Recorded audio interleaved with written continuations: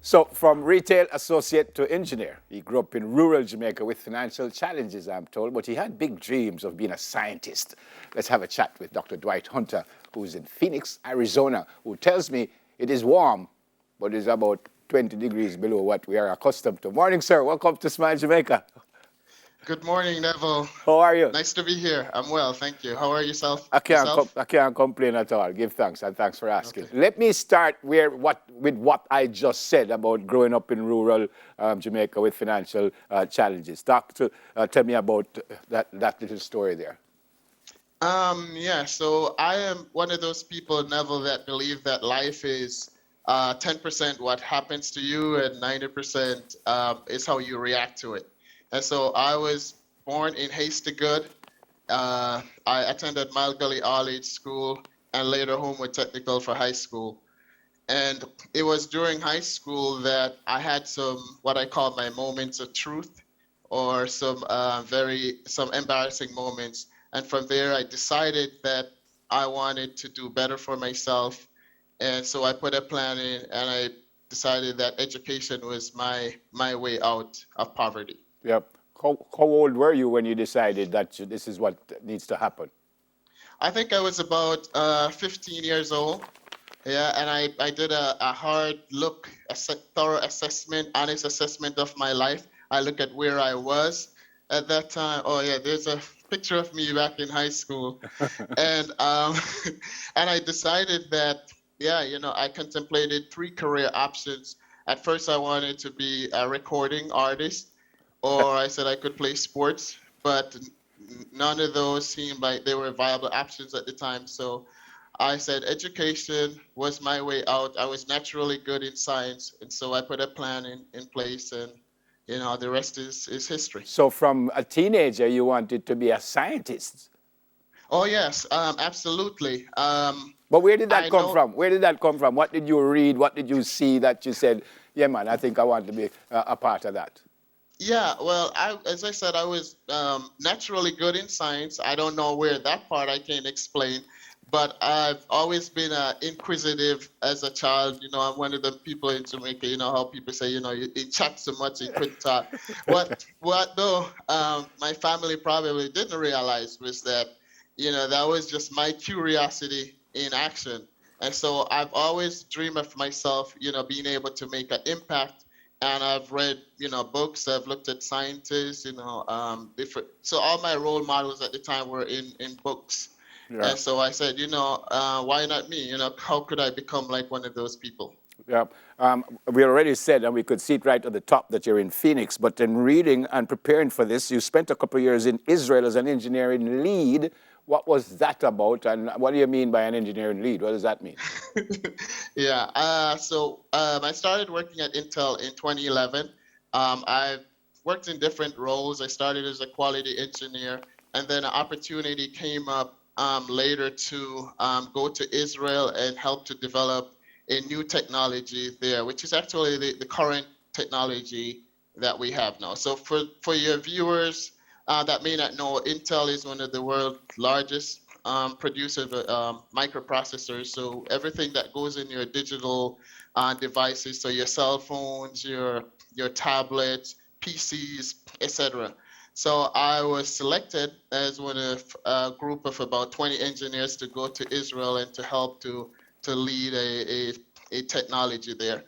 And from there, I then was able to transfer it, come back to Arizona and launch it here. So it was a very exciting time in Israel. I can sit and tell you a lot of stories about that, but I know we don't have time. But Yeah, that's fantastic what you've done. It's almost seems like you're this very old man who's been around for years and doing all kinds of stuff. But you've got to where you've got to quickly. Does that surprise you that you are where you are now, going back to where you're from and rural Jamaica? Does that surprise you? a little bit, but I've always had big dreams and always wanted to be able to make an impact. I mean, I did put in the work. I mean, there's been, I've lived many places. So when I first came to the U.S., I lived in Wisconsin, where I did my undergraduate. degree. And yeah, that was a picture of me in Egypt. I do love to travel, so it's one of the other ways that I kind of get about and to learn different cultures. But yeah, I lived in Wisconsin for 4 years, and I moved to Washington D.C. That's where I did my master's and then my PhD from the University of Maryland. And till now, I've been in Arizona for the past 10 years. It says you've authored and co-authored more than 20 peer-reviewed journal papers, one of which, I don't know if I can pronounce this word, giant magnetostriction in anneal. Magnetostriction, What is that? Well, yes, when I was that was the basis of my PhD thesis. Magnetostriction is just a property in magnetic materials that they change their shape when you apply magnetic field, and the different industries like the Navy, for example, are very interested in those. They can use them to make a device. So, for example, if you make a device from a magnetostrictive material and you put it in the water, they can then determine if it's just like a submarine or if it's like a ship. Okay. And obviously, there's a lot of benefits to that. Yep. That knowledge. You were telling me earlier about the things that we use, cell phones and stuff. That is what is a semiconductor chip? That's what it's called, a microprocessor. So they kind of the local name is, people say chips, but it's really because it's a very tiny device. Yeah. That goes in there. Yeah. Dr. Hunter, we've got so many young, very talented, very brilliant Jamaicans who unfortunately just never make it out of where they started. Yes. What do you say to them? I would say to them that they should, besides the self-belief, they should develop a plan. And the first thing is just make sure they start. No matter what it is, whether it be like, collecting information. I've mentored and met so many young people that want to do better, that came from similar background like myself.